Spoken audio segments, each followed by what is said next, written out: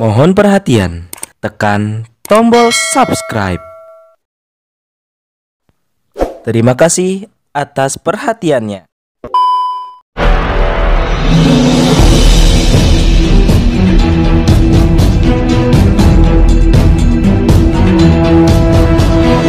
Saya Yasin Muhammad, driver online Depok.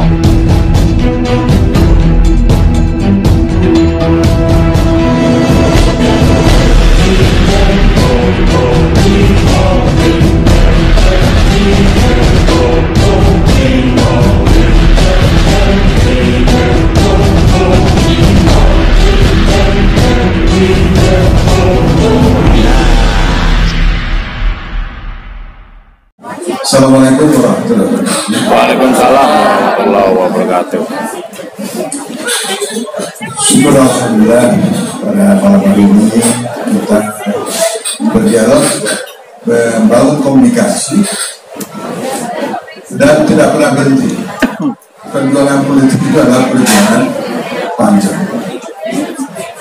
Sebagaimana adalah misi-misi para nabi, tidak pernah berhenti. Jadi inti dari perjuangan itu ya perjuangan politik. Perjuangan politik itu adalah pengertian luas. Itu ada menyangkut soal moral, soal ideologi, soal membangun tatanan sosial budaya, kemudian bagaimana secara taktis atau secara strategis bagaimana menghancurkan kekuatan salib. Amar ma'ruf nahi munkar, ya sebenarnya itulah prinsip politik Indonesia. Nah, kalau cuma ma'ruf ya, tapi problem di dalam politik kan nahi munkar. Nahi munkar itu ya hanya bisa dilakukan oleh yang pertama ada satu kekuatan yang solid. Itu baik dalam sejarah perjalanan para nabi, para pelajur, para sahabat.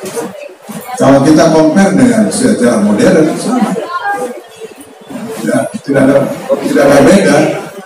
Ya ada beda, namanya pada soal mungkin soal dasar motivasi. Tapi secara sunatullah walaupun orang beriman, kalau dia tidak terkonsolidasi, tidak terkondisi, kalah. Nah, itu dalam hukum modern, dalam teori sosial politik itu nyata. Sama juga kenapa hari ini umat Islam itu masih menjadi kekuatan marginal. Ini sejarah panjang. Jadi saya ingin katakan di dalam struktur politik itu ada dua panggung. Satu ya panggung depan, dua panggung belakang. Perangkat-perangkat institusi pemerintahan modern yang sifatnya legal formal itu yang di depan. Ada pemerintahan, ya, ada demokrasi, ya, ada pemilu, iya. Ya, pokoknya formal, legal formal. Tapi apakah pemilu, kedaulatan, lembaga tinggi, lembaga tertinggi itu adalah yang menjadi faktual? Dulu. Apakah proses pengambilan keputusan itu sesuai dengan konstitusi? Dulu. Itu cerita lain. Nah itu cerita di panggung belakang. Apa cerita di panggung belakang? Kalau kita lihat sebenarnya ada tiga struktur yang menentukan gerak atau perubahan setiap masyarakat. Satu, struktur politik. Rasulullah waktu dia menyampaikan risalahnya, dia menjadi struktur yang di luar. Dia tidak pernah menjadi subordinat. Itu satu.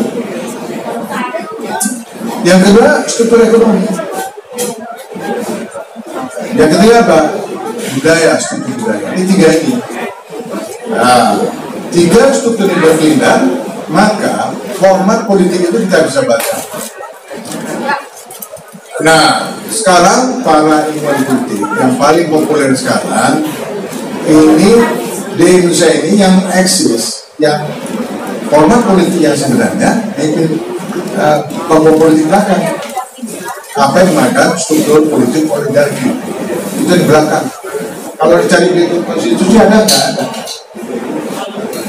Nah, struktur politik oligarki inilah sebenarnya warisan kolonial.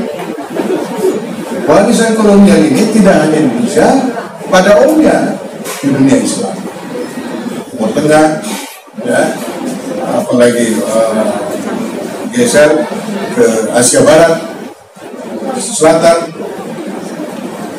Nah, jadi pertempuran politik global maupun pada domestik tiga ini. Satu, ada satu kekuatan ingin mendominasi, ada superpower, kemudian lain adalah menjadi sub yang dikendalikan. Dia tidak boleh besar, tidak boleh besar. Oleh karena itu, dengan cara apapun, baik langsung, tidak langsung, baik secara moderat, itu dia tidak boleh eksis. Itu saya kasih ciri-cirinya. Yang kedua, secara ekonomi. Mengapa? Secara ekonomi, kalau ekonominya kuat, dia berbanding lurus pada kekuatan politik. Dia menjadi satu kekuatan independen dan dia tidak bisa di dalam kendali struktur. Begitu sebaliknya. Ya, begitu sebaliknya. Mungkin dia tidak punya akses ekonomi, tapi masuk struktur politik dia bisa kendalikan. Tapi yang celakanya sekarang ini struktur oligarki itu dia kawin dua struktur. Nah, tinggal satu lagi, kalau dia kawin dengan budaya, selesai. Nah, kita tunggu LGBT masuk, itu budaya preset, apalagi. Sehingga kalau satu kelompok itu tercerabut dari akarnya, dia akan menjadi baik secara politik, ekonomi, budaya. Kenapa di Aceh itu? Ya, dia merupakan satu kekuatan sosiopolitik yang itu ada tiga kekuatan itu. Jadi minta otonomi khusus itu karena tiga, karena struktur politiknya itu adalah peninggalan para sultan yang terus berakar hidup ke masyarakat. Yang kedua struktur ekonomi. Ya, mereka tidak pernah dijajah oleh Belanda baik secara politik maupun ekonomi. Yang ketiga apa budayanya? Budayanya itu apa? Ispat dia muslim. Itu dalam konteks yang singkat. Saya ini orang muslim. Cara berpakaian saya, cara konsumsi saya, jual beli dan seterusnya. Tiga ini. Nah, kalau orang nggak paham kan, ini kau minta macam-macam. Karena struktur itu lebih lama dari struktur modern. Nah, ini saya bisa. Oke, saya lanjut. Jadi sekarang kita hari ini tidak usah kecewa. Jadi ada dua. Satu, wajah pesimisme. Apa wajah pesimisme? Wajah pesimisme itu yang namanya pemimpin Islam susah bersatu. Itu kita harus akui. Di dalam politik, kalau pemimpinnya berserak, terpecah-pecah, nonsense. Baik secara dalam bentuk modern, apalagi kalau sudah mengangkat beneran Islam, bohong itu. Kalau pemimpinnya tidak mau bersatu, bohong. Karena yang dikembangkan adalah hawa nafsu. Saya kalau ada pemimpin itu ya saya ikuti. Ketika umat sudah memberikan sah, pemimpin yang sudah sah, sudah dia membangun kekuatan itu. Kalau saya, kalau nggak tahu. Saya dari Partai Masyumi. Partai Masyumi dilarang saya sekjen. Ketika Partai Umat lewat, harus dukung Partai Umat. Kalau enggak, gimana pun kalau. Tapi ini pribadi saya. Itu. Jadi orang kalau nggak ngerti kan susah. Kalau ditanya, saya cinta Partai Masyumi. Kalau ada orang politik yang cinta Partai Masyumi, kualat gitu. Kenapa kualat? Karena Masyumi itu adalah warisan dari ulama. Kita harus menuju PKS, umat, PBS itu adalah merupakan representasi pecah. Tapi suatu saat, Ustaz, saya masih mimpi, entah apa namanya, walaupun Masyumi, ada satu partai Islam. Tapi entah kapan. karena nonsen buat saya, dan itu sudah dibuktikan. Tapi kita suasana yang prihatin ini, itu saya bilang terpecah belah, tidak terkonsolidasi, gampang curiga, gampang mudah dihasut, dan kemudian miskin. Orang miskin susah, pendiriannya itu gampang diganggu. Kita diimingin aja udah oleng. Susah untuk bangun satu kekuatan politik independen. Maukah dia partai, non partai, susah. Begitu udah oleng. Ini kan banyak. Kenapa DPR tidak berfungsi itu karena oleng. Jadi apa yang dikatakan oleh seorang pengamat, hampir saya nggak berani menentukan paling nggak 70% itu di bawah kendali pemilik modal. Nah, jadi nggak usah heran kalau DPR hari ini dia tidak bersuara, kita cukup. Nah, tapi Bapak sekalian, ya termasuk juga kita belum punya partai Islam yang kuat yang tangguh. Ya ada partai PKS, alhamdulillah PKS ya. Saya walaupun bukan anggota PKS, di rumah saya itu terbalik kok dulu. Saya ikut nyumbang komputer, padahal komputer baru beli itu, sumbangkan itu. Nggak bisa nggak kita begitu? Kita harus ada suatu kerelaan. Ketika teman kita berjuang, kita lihat kan kita bisa ukur apakah dia ini adalah pejuang yang istiqomah. Itu juga sikap saya hari ini. Oke ya. Kemudian yang optimis apa? Harus optimis. Nah, itu yang galau. Ya, kalau dilihat secara politik, kebangkitan 212 itu di luar perhitungan. Karena secara politik sudah hancur, berhasil. Jadi di masa rejim demokrasi terpimpin Nasakom tambah Orde Baru itu hampir setengah abad ya. Setengah abad kekuatan Islam itu nggak pernah muncul, bayangkan. Baru kemudian sekarang ini 25 tahun ya ada ruang demokrasi ya, itu pun belum terkonsolidasi. Jadi waktunya masih pendek. Sementara kita kan ingin cepat tuntas gitu. Nggak bisa. Jadi kesabaran itu penting. Dalam politik itu kesabaran penting. Yang penting adalah api perjuangan itu tidak boleh padam sebagaimana para pejuang Palestina. Tidak pernah padam itu. Tidak pernah takut dia. Tapi Allah turunkan ya, kepada generasi mereka dan terus hidup anak beranak banyak dan mereka malu. Itu Masya Allah luar biasa. Saya nggak tahu apakah pelajaran itu tidak ada dengan spirit berjuang. Nah, saya ingin mengatakan bangkitnya 212 itu adalah fenomena, kalau menurut saya ini adalah sumber daya politik yang sangat biasa. Masalahnya apakah 212 itu terus konsolidasi? Yang kedua, apakah dari 212 itu muncul pemimpin-pemimpin alternatif yang non-formal? Kalau yang formal banyak. Kalau yang formal sudah masuk ke panggung depan, ya kok belakang gitu. Jadi suka atau tidak suka, maaf, kita coba lihat sejarah Iran, revolusi Iran.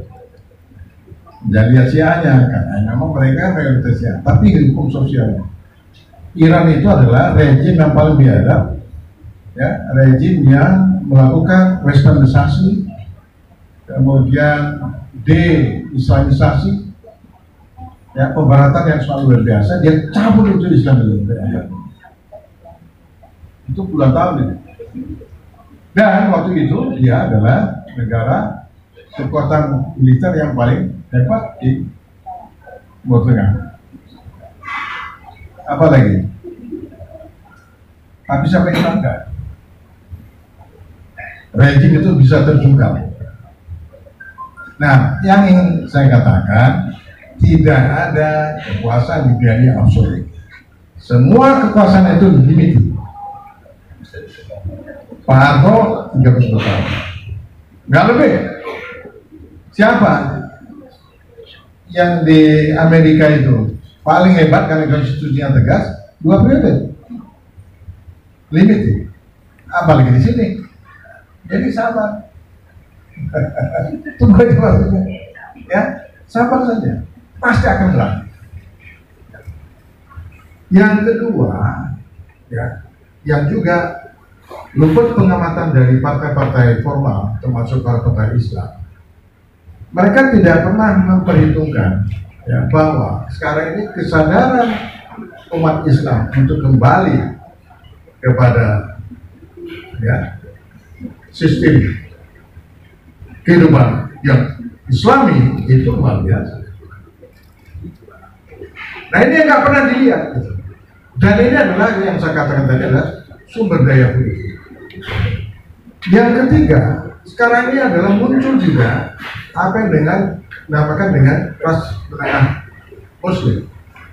Dulu yang anak yang termasuk kita bina juga dulu ya, Rois di SMA, di gerakan PIM segala nggak ada kan, nggak ada. Sekarang ini mereka sudah tampil, sudah muncul pada kelompok-kelompok profesional.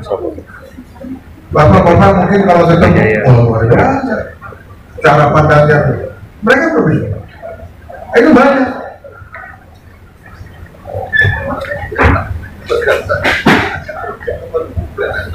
Nah, yang kelima, yang saya katakan, pemilih yang ideologis, pemilih Islam yang ideologis, pemilih yang punya parameter tentang seperti apa caleg-caleg ini, ya, itu mereka punya parameter, jadi jangan dulu. Dan mereka cukup lumayan, ya, cukup lumayan. Nah, Bapak Ibu sekalian, ya, tidak usah galau. Oke, munculnya Anies Baswedan itu juga di luar rumus-rumus politik, di luar pengamatan. Kita tidak pernah menyangka ketika ini benih, ya, benih-benih pemimpin-pemimpin satu saya lihat sih, baik secara langsung, baik dirumuskan, baik dibuda, disogok segala macam itu habis, tapi muncul lagi. Nah itu waktu itu di dalam satu forum saya agak berbeda pendapat, ya, ini kebetulan tokoh. Jadi karena beliau dicalonkan oleh Nasdem, ya kan hasilnya tidak jelas. Kan terlalu ini. Apa dasar kesimpulannya? Karena begini Bapak sekalian, negara-negara otoriter yang ambruk itu, ciri-cirinya apa? Ketika dia mau ambruk, ciri-cirinya saya sebutkan. Salah satu ciri-cirinya itu terjadi fragmentasi, perpecahan di kalangan. Ketika kekuatan itu menjadi sangat absolut, di luar tidak ada perlawanan, itu di dalam mereka pecah sendiri. Nah, yang terjadi sekarang ini sabar dulu. Orde Baru juga pecah dari dalam. Pak Harto udah kuat dan otak pecahnya dari dalam. Nah, sekarang itu tulang kembali. Karena itu saya adalah optimis. Walaupun hebat siapapun struktur politiknya, ekonominya itu, tapi ingat, mayoritas Islam itu tidak akan bisa berubah. Coba aja baca peta dunia ini. Hanya bisa ditaklukkan itu hanya beberapa besar. Tetapi itu sejarah itu akan kembali. Harus optimis. Ya, harus optimis. Nah, kemudian yang soal utak-atik apa namanya? Wapres segala macam, itu kan politik praktis. Ya, tadi udah bagus ya. Pokoknya keputusan kita Anies. Capres itu ada soal masa taktis strategis. Ya, kita kan nggak ada di dalam. Tetapi sepanjang apa yang dilakukan oleh koalisi perubahan itu masih make sense, ya kita terima aja.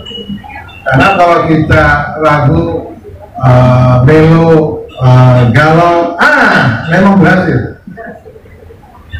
Memang berhasil. Kalau saya membaca, saya bersyukur ini kembali kepada awal kekuatan Islam di mana NU dan Muhammadiyah itu hikmahnya. Persoalan kemudian celaka ya Ustaz ya, belum takdir. Tetapi indikasi itu harus. Nah, tugas kita adalah bagaimana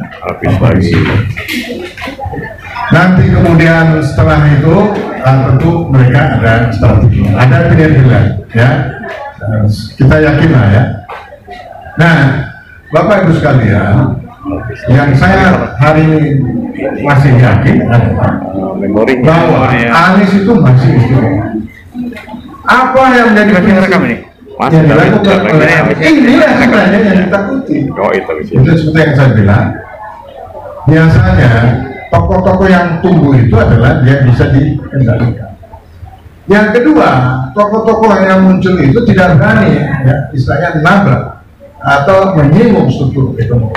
Nah, Anies sudah mah tanpa dia berkorban, tapi sebenarnya dari kebijakan-kebijakan dia, sebenarnya dia udah nabrak struktur ekonomi itu. Saya di beberapa tulisan saya, termasuk di waktu pemilihan DKI, ya, bahkan ada mahasiswa saya yang ngambil doktor itu menulis tentang gerakan 212 itu. Ya, kenapa kemudian Anies dipilih itu ada. Nanti namanya intinya bahwa Anies itu adalah mencoba mengatur. Nah, oleh karena itu kita perlu menyadari, mungkin ini perlu dikomunikasikan. Jadi siapapun tokohnya, kalau dia punya akar ke bawah dan dia tidak bisa kendalikan, pasti dia bisa. Apa yang dialami oleh Habib Rizik, saya nggak heran. Jangankan Habib Rizik, besok ada orang Kristen yang sama kayak Habib Rizik, dia sentuh struktur politik ekonomi, pasti juga dihabis. Karena orang yang menilai struktur ekonomi itu apa namanya? Walaupun dia ada Tuhanan, ada agama, ateis. Mereka itu dapat Tuhannya apa? Tuhannya itu adalah materi.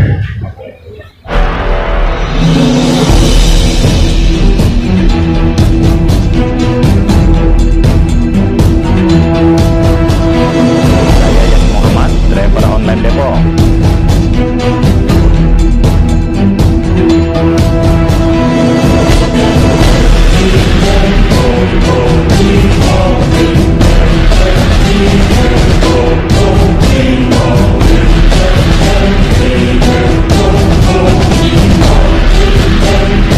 Badan saya sehat, wajah saya segar, stamina saya selalu terjaga. Karena apa? Resepnya, rahasianya adalah minum madui hutan badui. Jangan lupa belinya pada Bang Ramin. Ingat, Bang Ramin ada di sini.